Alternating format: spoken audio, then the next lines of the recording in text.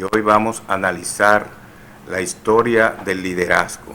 Contamos con la presencia y con la colaboración de un amigo, el profesor de la UAS, Rafael Siriaco, quien enfocará ese tema, un tema que es muy dinámico y que engloba todo un proceso que se dio y que se ha dado a nivel de todas las sociedades.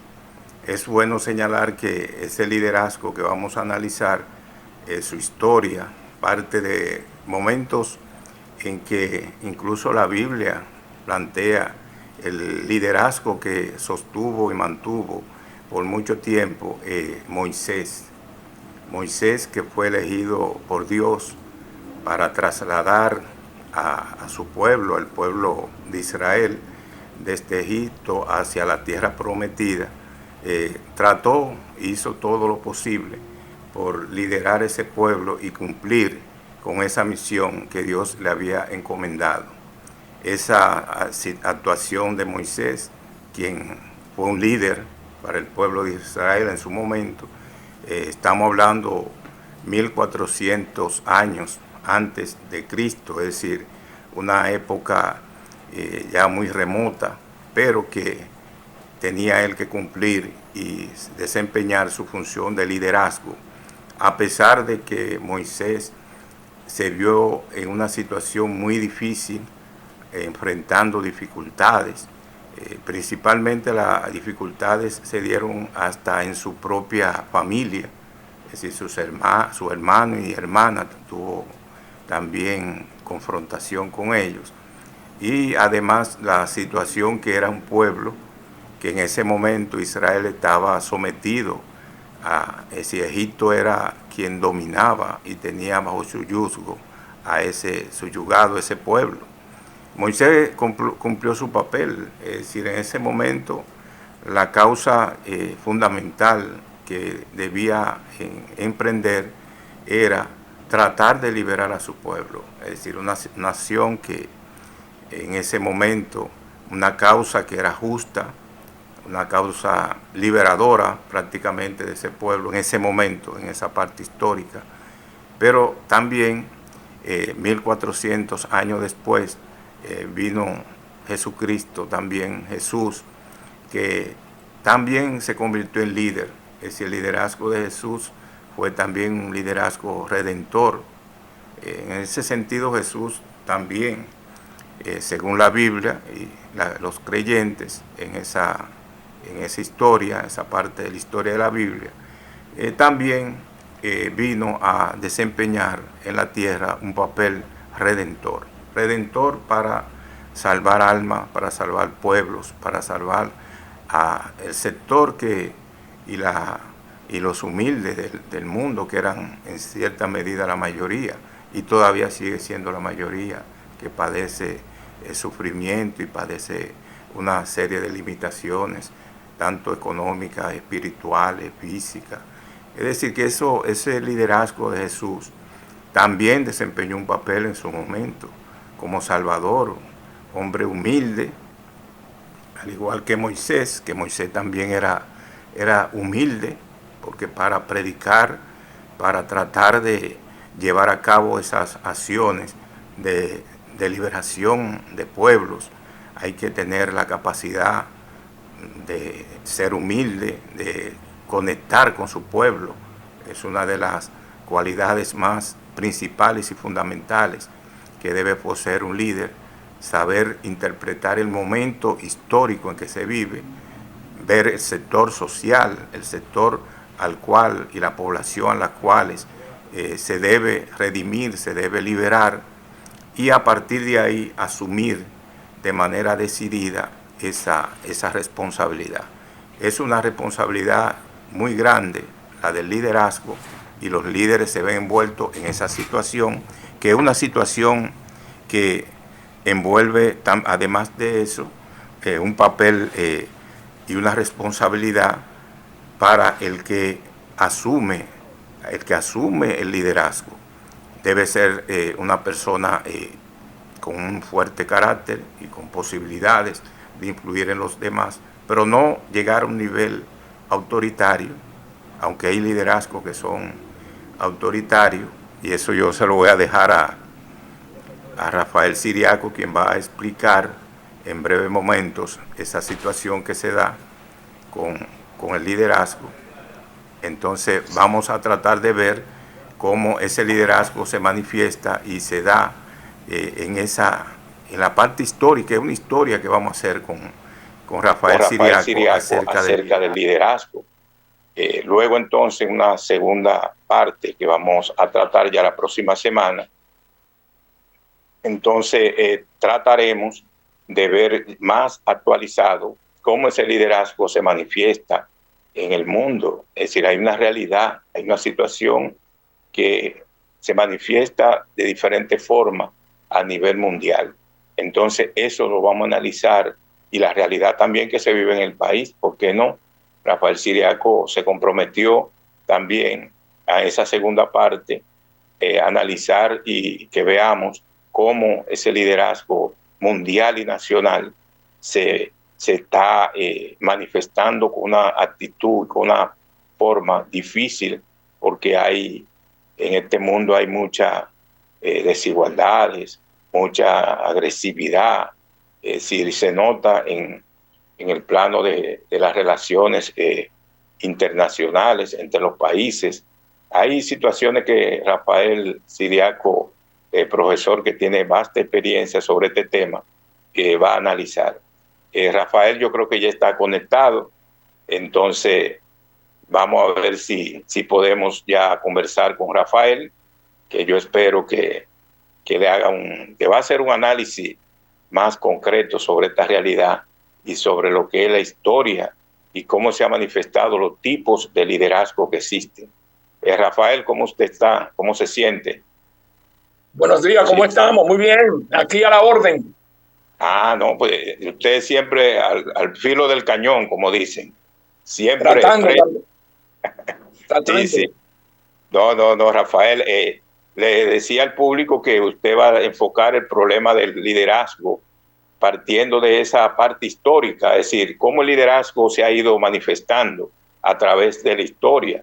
Un recuento breve sobre cómo el liderazgo surgió y se ha desarrollado a nivel mundial. Esperamos que usted contribuya a esclarecer esa situación que se ha dado a nivel ya de la historia del liderazgo. Eso es, yo sé que usted va a enfocar cómo el liderazgo se ha ido desarrollando, y es bueno, yo le decía, que veamos esa parte para en otro programa el próximo lunes, entonces aterrizar más en la actualidad, ver cómo ese liderazgo se manifiesta internacional y nacionalmente a nivel de los momentos de cambio y transformaciones que vivimos. Rafael, usted tiene la palabra. Perfecto. ¿Qué podríamos decir del liderazgo? Bueno, que el liderazgo, desde la misma antigüedad, la antigua Grecia, siempre hubo una preocupación por el liderazgo, cómo la gente influía en los demás. Y desde ahí, entonces, todos los cambios sociales y los cambios tecnológicos han ido provocando una evolución para ir dando una nueva, irse adaptando a lo que son los nuevos cambios en las sociedades. Y lógicamente todo esto ha ido caracterizando un nuevo estilo de liderazgo. Pero si observamos, en la antigua Grecia, el liderazgo estaba basamentado en el heroísmo, y todos aquellos que eran fuertes, héroes, tenían una influencia y influían en el comportamiento de los demás. Pero además había una especie de la virtud y la sabiduría que le daba Dios y le daban los faraones a los individuos, era lo que orientaba realmente y caracterizaba al líder. Estaba basamentada esa característica en la virtud que tenía el individuo y en la sabiduría, que era dada por quién, por la divinidad y por el rey o el faraón. Pero luego tenemos en la Edad Media, que en la Edad Media el liderazgo se basamentaba en que en la jerarquía, en el control, en la autoridad, y que se planteaba de que era un mandato de orden divino que tenían los individuos para desarrollar toda esa característica de influencia, y además de que eso venía de Dios y está fundamentado también en el aspecto de lo que deseaba la iglesia como tal. O sea, a partir de ahí se da esa caracterología del liderazgo basamentado en la autoridad, la jerarquía y el control. Perfecto, entonces, pero vamos un poco más hacia lo que se produce con la revolución industrial. La revolución industrial, lógicamente, trae como consecuencia toda una caracterología y aparición del hombre, ya no en el término de jerarquía, en términos de la aristocracia, sino que también el empresario, el sindical, los sindicatos o el sindicalista podía ser una persona de influencia. Y lo que se buscaba era quién orientara al individuo al logro de un objetivo común. O sea, ya ahí hay una visualización más a lo terrenal, más a lo de las personas, más a lo del individuo como tal. Y precisamente, entonces, todo esto nos trae en la edad moderna todo un conjunto de características y quizás de escuelas que se desarrollan conjuntamente con la revolución industrial. Y esas escuelas están influenciadas fundamentalmente por el impacto que produce la revolución industrial en los Estados Unidos, porque es el producto del desarrollo de la tecnología y el industrialismo. A partir de ahí, entonces, las personas tienen un peso específico en el desarrollo del liderazgo. Y evidentemente, entonces, esa característica no plantea que con la revolución industrial se desarrolla una serie de escuelas en, en el mundo del liderazgo. Y esas escuelas tienen una serie de características que se orientan a la persona o a las cosas. Entonces, ¿qué va a pasar? Hay una discusión que se plantea históricamente, bueno, ¿quién logra más éxito o es más eficiente? ¿Aquel que se orienta a la tarea o aquel que se orienta a las personas? Y por mucho tiempo hubo una discusión sobre eso. Y se planteó que el líder que se orienta más a las personas es más efectivo que aquel que se orienta a la tarea. Me explico. Cuando usted como gerente, como líder de una organización, se preocupa más por la tarea, por qué se hizo, por qué no se hizo, va a tener menos efectividad. Sin embargo, lo más efectivo aquello que cuando llegan y se conectan con sus colaboradores, se dice hoy día, pero los seguidores en aquella época, y entonces le preguntaban cómo te fue ayer, cómo está la familia, cómo te sientes, cómo esto es. Eso conectaban más y eran más efectivos en el logro de los objetivos comunes que aquellos que se orientaban a la tarea. Y eso le dio curso a una serie de actividades o de orientaciones que caracterizaban los liderazgos en ese momento. Lógicamente, el liderazgo tradicional y a través de la historia ha estado basamentado en la autoridad, en el control y en la jerarquía.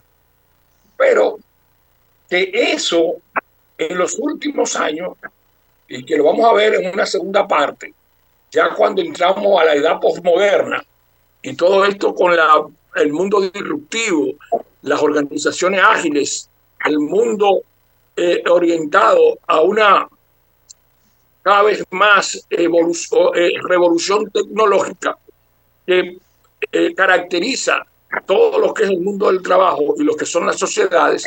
Entonces vamos a ver cómo ese liderazgo se ha ido transformando y ha tenido que ser más colaborativo y ver más a los seguidores como colaboradores y no como seguidores, donde el líder no impone, sino que a base de un modelo dialogal y trata de que las cosas se hagan, porque las organizaciones se vuelven más horizontales debido a que la gente maneja más información, tiene más, es más empático, pero además, sobre todo, sus niveles de conocimiento son mayores. Entonces, a partir de ahí, hay una situación que usted plantea que históricamente ha ido evolucionando el término liderazgo y la característica de los liderazgos. Pero además, cómo los líderes tienen que comportarse. Y hoy, entonces, ¿quién es líder y quién no es líder? O sea, se plantea, bueno, había una discusión histórica también de quiénes son líderes y quiénes no son líderes. Y, hay libros, autores que plantean que, por ejemplo, Hitler, Mussolini, el mismo líder de la Revolución Rusa, si eran líderes o no eran líderes, porque el líder no anda buscando el bien común, anda buscando el logro de objetivos comunes, en la trascendencia del individuo. Entonces, tendríamos que Hitler es un antilíder, Mussolini es un antilíder, y el líder de los soviets era también un antilíder, porque contribuyeron a la muerte de una cantidad de personas. Sin embargo, el liderazgo lo que busca es que se logre un objetivo común y el bienestar y felicidad, dígase hoy día, de las personas. Pero hay un problema, quizá en el mundo de hoy, y está caracterizado por lo siguiente: a líderes que hoy son visionarios, ven el futuro, y hay otros que tratan el corto y el mediano plazo. Entonces, ¿por qué los países se han ido desarrollando? Bueno, porque hay una visión de largo plazo, estratégica, prospectivista, de futuro. En esos países se han ido trazando líneas de trabajo a muy largo plazo. Sin embargo, en los países donde permea su desarrollo, lo que hay son líderes que planifican en corto y mediano plazo, y además hay un empresariado cuyo liderazgo se basa en lo rentista, en lo rápido, en lo de ahora, y no en estructurar toda una sociedad para el bienestar y el desarrollo de la misma. Entonces, el desarrollo se planifica a muy largo plazo. Bueno, los japoneses, los chinos, los franceses planifican, los alemanes, a 20, 30, 40 años.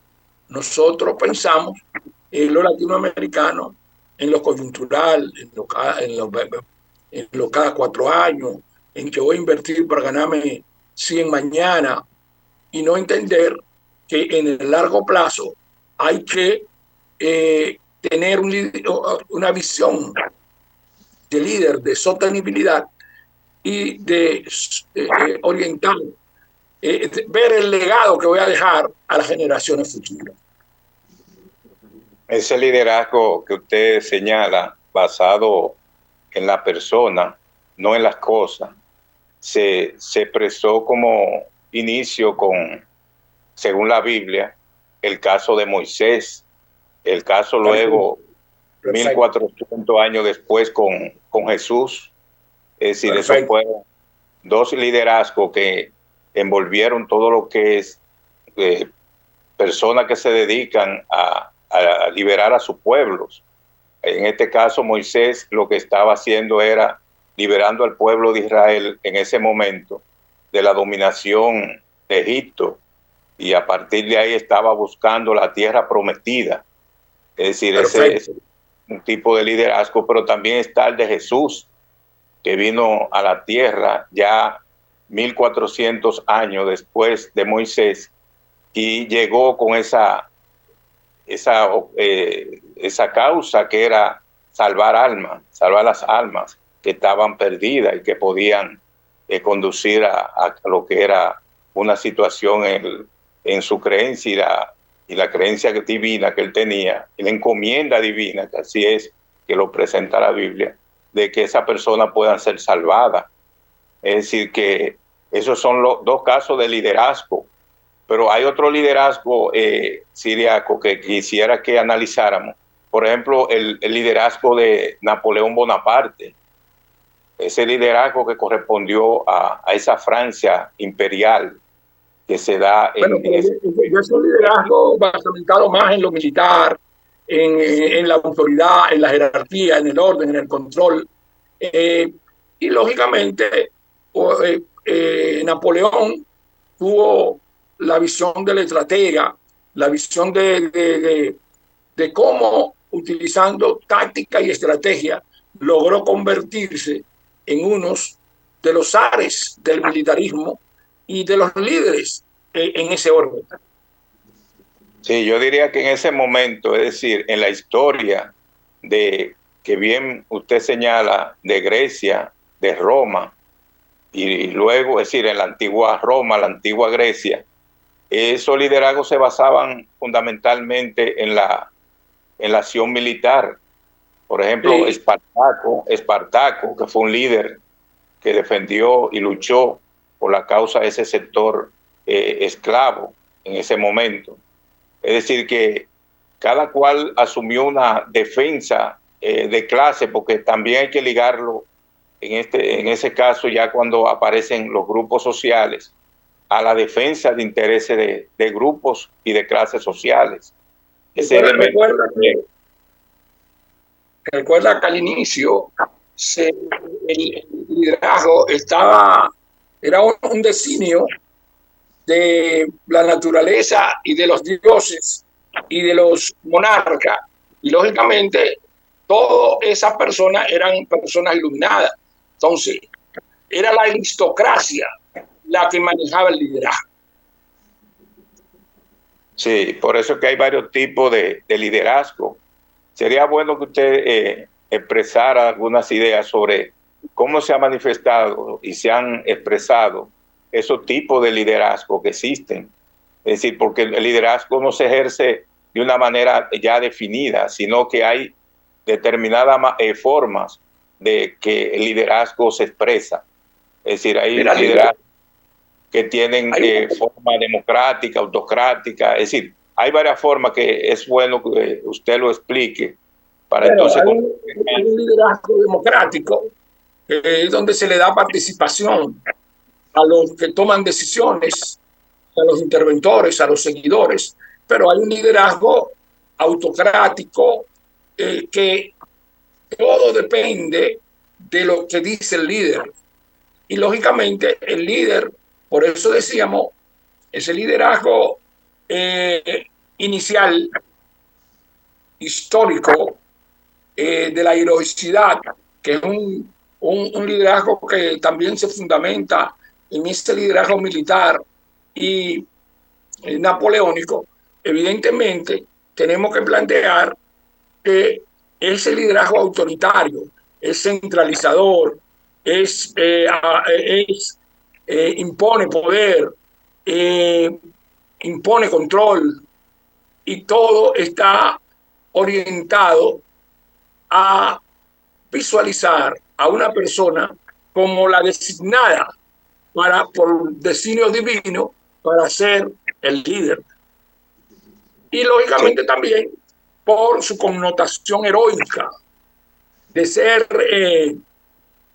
¿cómo te diría yo?, trascender en determinado momento del curso de la historia. sí, porque la historia se va formando a partir de la lucha, Siriaco. Hay Claro, una confrontación permanente en cuanto a grupos sociales. En este caso, por ejemplo, no se puede soslayar el problema de los modos de producción que se van generando.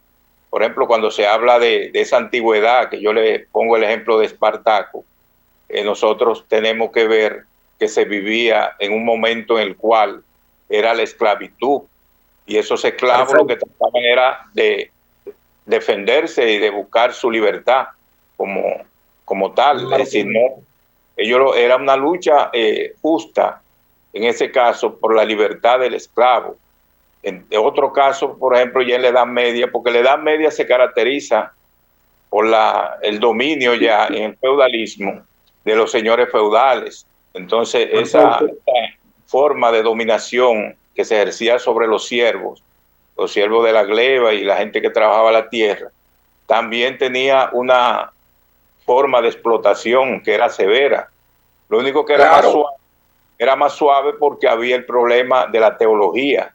Es decir, ahí perfecto, tenía perfecto, perfecto. influencia la cuestión religiosa, que hacía que los siervos se mantuvieran en esa condición de sumisión y de explotación más tranquilo.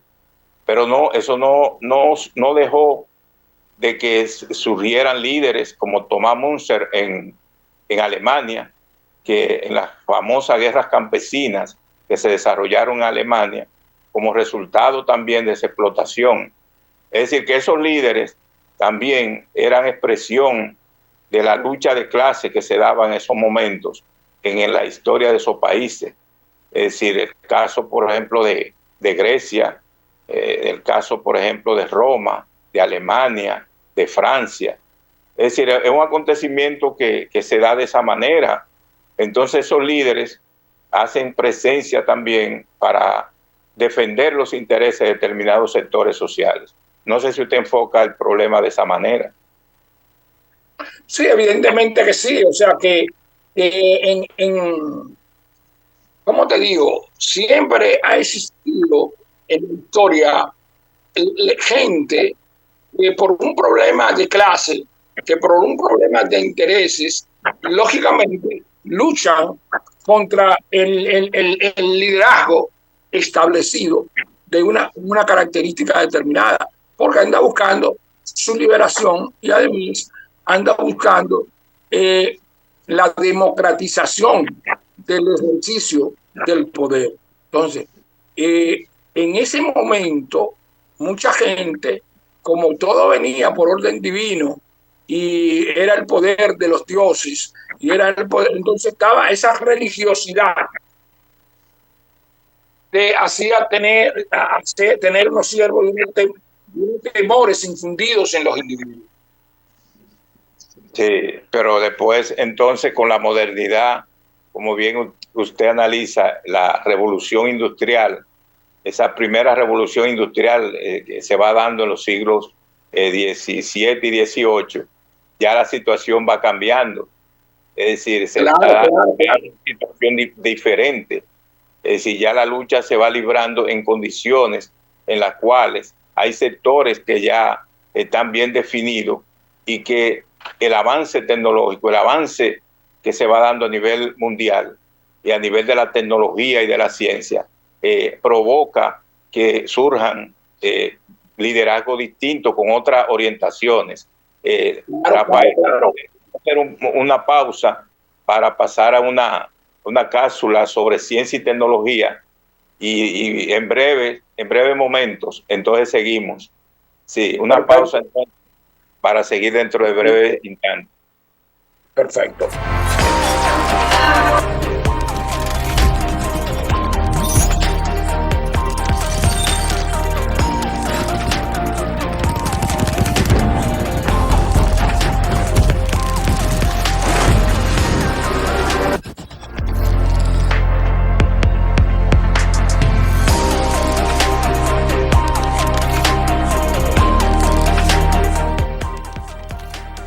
Hoy, en nuestra sección de Ciencia y Tecnología, nos sumergimos en los misterios del Sistema Solar.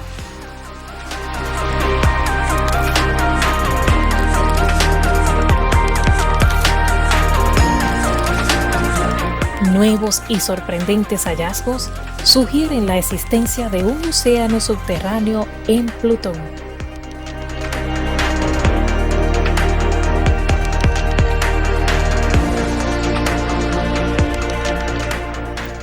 El planeta enano situado en el cinturón de Kuiper siempre ha sido un enigma para los científicos. Desde que la misión New Horizons de la NASA sobrevoló Plutón en 2015, hemos descubierto mucho sobre este distante mundo helado.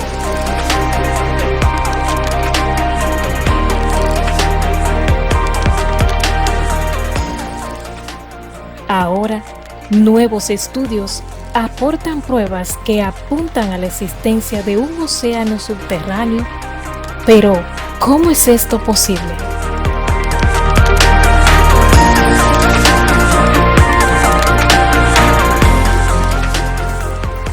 Las evidencias provienen de análisis detallados de las imágenes y datos recogidos por la sonda New Horizons. Estas observaciones revelan características geológicas en la superficie de Plutón, como grietas y formaciones que sugieren actividad tectónica y el posible flujo de agua líquida bajo su corteza helada.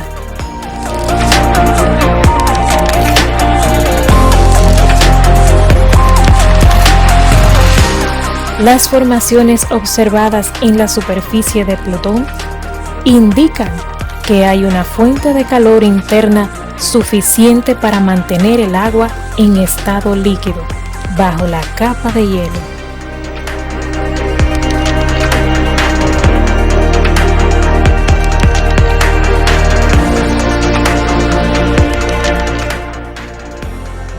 Este calor podría provenir del decaimiento radioactivo en el núcleo del planeta enano, lo que mantendría el océano subterráneo en estado líquido durante miles de años.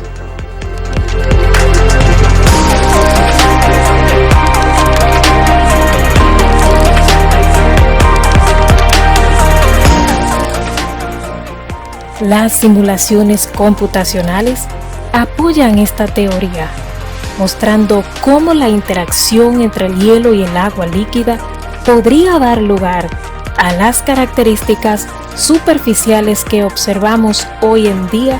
Además, el análisis de las imágenes del cráter Sputnik sugiere que esta vasta llanura de hielo esconde un océano líquido bajo su superficie.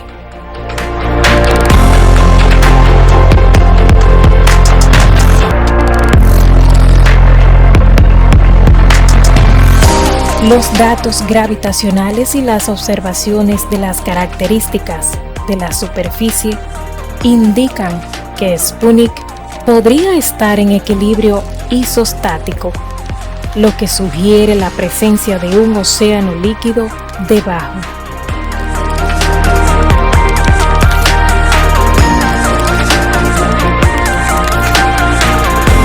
Este descubrimiento es un hito en nuestra comprensión de los cuerpos celestes en el sistema solar exterior. La idea de un océano en Plutón abre nuevas posibilidades en la búsqueda de vida extraterrestre.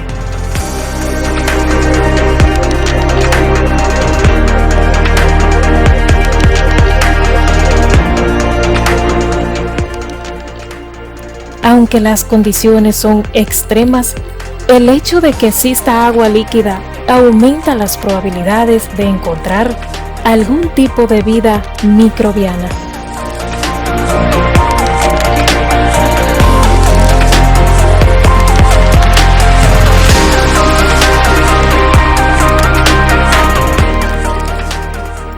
Seguiremos atentos a nuevos descubrimientos que nos acerquen a desentrañar los secretos de Plutón y otros cuerpos celestes. Hasta entonces, el universo continúa sorprendiéndonos con sus misterios.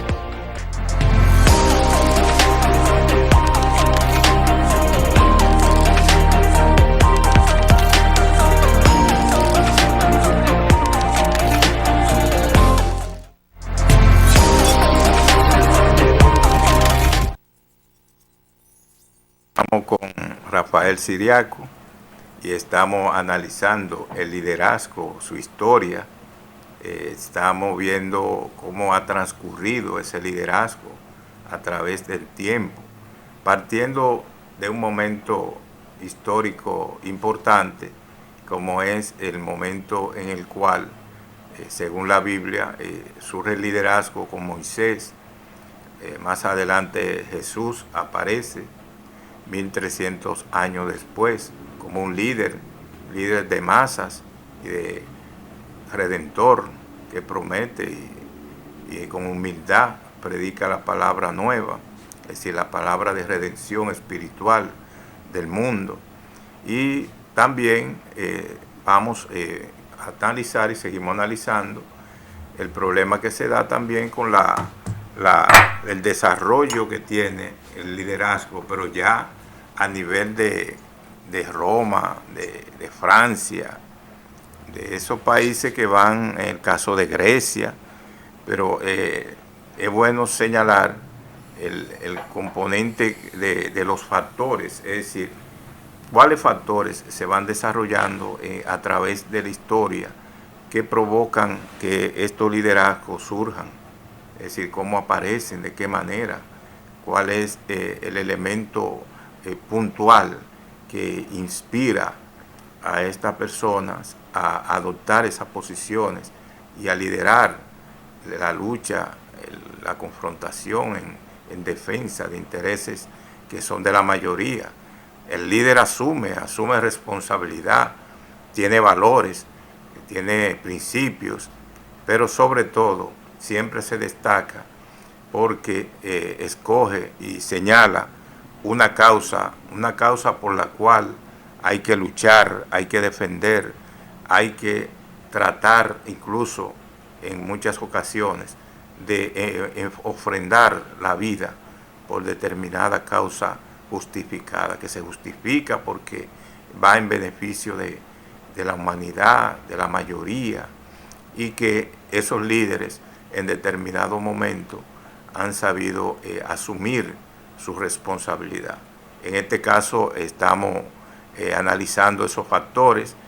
Rafael, yo espero que podamos continuar con esta temática. Rafael, estaba diciendo de los factores que inciden y que determinan, en este caso, la asunción de responsabilidades. En este caso de la historia, ¿cómo usted ve los factores que han incidido de manera prácticamente que se han impuesto para que estos líderes surjan? ¿Cómo usted cree que te ha dado ese en cada momento histórico y de la evolución de los modelos productivos crean un tipo de liderazgo? Y lógicamente los cambios sociales que se han ido dando en la historia, más el desarrollo de la tecnología, ha ido creando o ha hecho que evolucionen los estilos de liderazgo. Y es ahí donde precisamente cada momento histórico entonces caracteriza un tipo de líder en un modo determinado. Entonces, quizá ayer el liderazgo estaba basamentado más en lo que decíamos, en la admiración, en la heroicidad, en que es de orden divino, en que lo da el poder, el nivel de tu participación como aristócrata, como no. Sin embargo, en todo este proceso, el liderazgo ha ido cambiando. De manera que en la edad moderna se ha planteado que existen tres tipos de liderazgo. El liderazgo transformacional, el liderazgo situacional y el liderazgo transaccional. Y el liderazgo transformacional es aquel que tiene una visión de cambio, de transformación, de compromiso, de que sus seguidores cambien su modo de vida y que sean partícipe o protagonista mismo de su cambio, de su transformación. Y diríamos, sin recelo, entienda que los demás pueden participar y jugar un rol. Eso incluso ha provocado muchos problemas porque esa transformación significa hacer un cambio mental en los individuos y los individuos que manejan el liderazgo tradicional basamentado en la jerarquía, en la autoridad y el control, no se ceden tanto. Y de ahí podemos tomar en República Dominicana la historia de la izquierda dominicana. Había un héroe, un individuo que era el que planteaba todo y a él había que servirle y las decisiones las tomaba él, sin tomar en cuenta la participación de los seguidores y que a partir de ahí era que se reforzaba su posición de liderazgo, porque él entendía que su idea debía de prevalecer. Sin embargo, en el liderazgo de hoy, eso no es así, que luego lo vamos a analizar. ¿Y por qué entonces hay una crisis en el mundo, en los dos mundos, en el mundo oriental y en el mundo de la civilización occidental? Eso lo vamos a ver luego. Pero fundamentalmente eso. Entonces, y un liderazgo situacional, que tú ibas a actuar de acuerdo a la situación del momento. La situación del momento, entonces, te va a decir cómo tú debes de caracterizarte y ejercer, si un liderazgo fuerte, si un liderazgo débil. Porque en todo eso hay un liderazgo que es fuerte y que un liderazgo que es débil. Entonces, sobre esa base, entonces, la situación te va a decir cómo tú te vas a manejar. Pero en esta edad moderna de los cambios que se dieron con el neoliberalismo que se implementó en el mundo de América Latina, muchos líderes políticos utilizaron lo que era el liderazgo transaccional, que no era más que yo deseaba unos objetivos y yo te lo intercambiaba por dinero. Yo te doy lo que tú quieres, que es dinero, para que tú me permitas yo lograr lo que yo deseo. Y eso lo hemos visto, bueno, con el transfugismo en República Dominicana. ¿Qué es lo que hemos hecho? Bueno, tú lo que quieres son 4 millones, yo te voy a dar 4 millones para que tú me permitas que yo ascienda al poder. O sea, hemos visto esa perversidad porque en la política dominicana y en el sistema empresarial dominicano. Entonces, ese líder logra cosas a través de que ambas partes tienen un interés y cada uno cede, uno por el poder y otro cede por la necesidad pecuniaria que necesita. Entonces, yo te doy dinero y tú entonces me apoyas. Entonces, esas son de las circunstancias que se han ido dando y que han ido deteriorando quizá el liderazgo en un momento determinado. Esos liderazgos que se daban a nivel de la historia, pero no de la historia reciente, sino de esa historia antigua que hemos analizado. ¿Cómo se clasificaría ese liderazgo que se desarrolló en Grecia, en Roma, todavía incluso ya en la época moderna? Era un liderazgo autoritario, porque estaban basamentados en la jerarquía, estaba basamentado en el control, estaba basamentado en la autoridad y sobre todo porque estaban dados por un designio divino o por el designio de una autoridad mayor, que en este caso era el emperador. Sí, pero eso se fue prolongando. Eso Todo eso fue, duró mucho tiempo, Jaco. Claro, claro. Eso no significa que no hubieron manifestaciones de otro tipo de liderazgo, pero lo dominante eran eso. O sea, ¿cuál era el liderazgo dominante? Bueno, ese autoritario, que luego, con el desarrollo de la revolución industrial, fue que se determinó, o ese desarrollo permitió que surgieran nuevos liderazgos y que desapareciera ese liderazgo autoritario y apareciera un liderazgo mucho más suave, donde ya los empresarios y los sindicalistas y otro tipo de individuos podían tener incidencia y que era fundamentado más en la búsqueda de un objetivo común. Sí, pero se dio el caso, por ejemplo, del fascismo, también el nazismo. Es decir, son fenómenos que a uno le sorprende. Pero planteábamos que en un momento que hay una característica donde se concibe si esos eran liderazgos reales o no. O sea, hubo un momento en que los estudiosos del liderazgo estudiaron lo que era el nazismo, lo que era el fascismo, lo que era incluso lo que se dio con Stalin, si esos realmente eran líderes. Y para ello eran antilíderes. Antilíderes, ¿por qué? Porque ellos no andaban buscando objetivo común ni el bienestar de las personas, sino que lo que hubo fue una masacre humana. Entonces el liderazgo no se manifiesta ni está orientado para eso. Está orientado para, ¿cómo te digo yo? Dirigir la persona a nuevos, a niveles más altos de bienestar y de felicidad.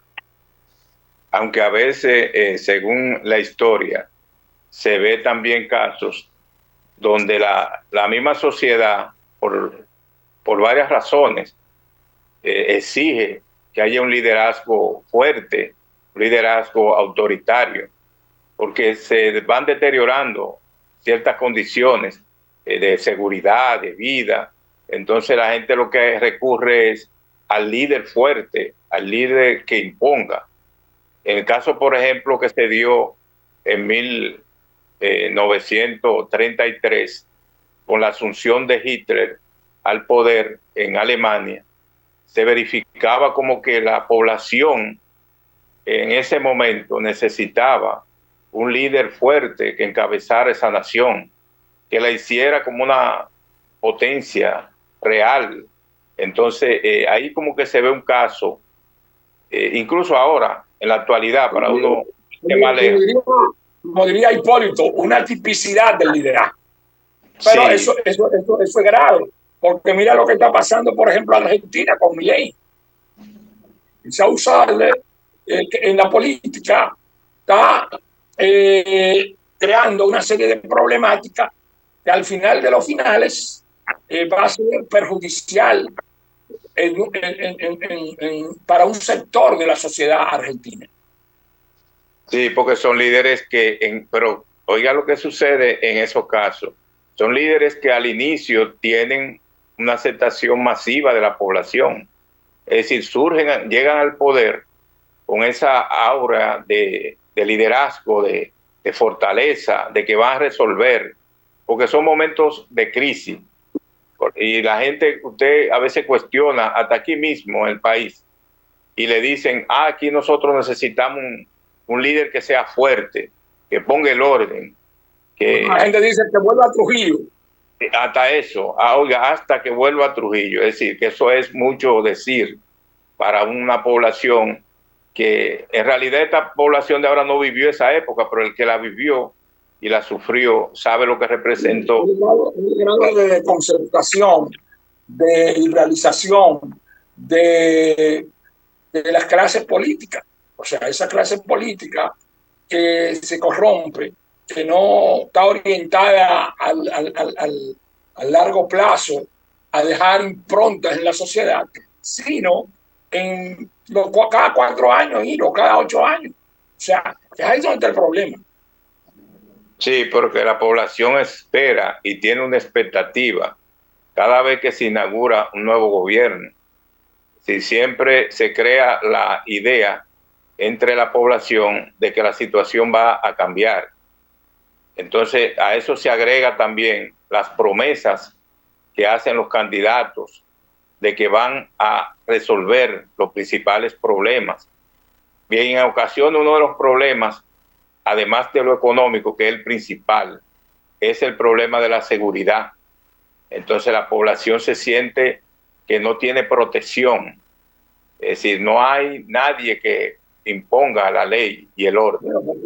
Porque en la democracia hay 3 cosas que son fundamentales. 3 o 4: salud, educación y la seguridad. Esas 3 cosas deben de ser garantizadas por cualquiera de los gobiernos.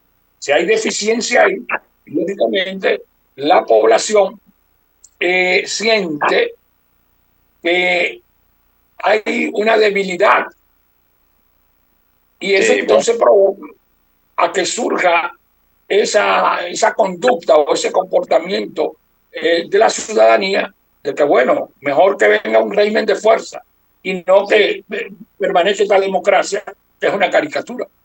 Bueno, Ciriaco, unas palabras de despedida hasta el próximo lunes.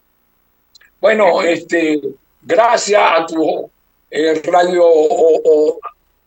a los que se conectan contigo los lunes de 11 a 12 y el próximo sábado, el próximo lunes, trataremos una segunda parte que va a tratar el liderazgo de la época actual y por qué, desde mi punto de vista, hay una crisis en Occidente y hay un resurgir de Oriente.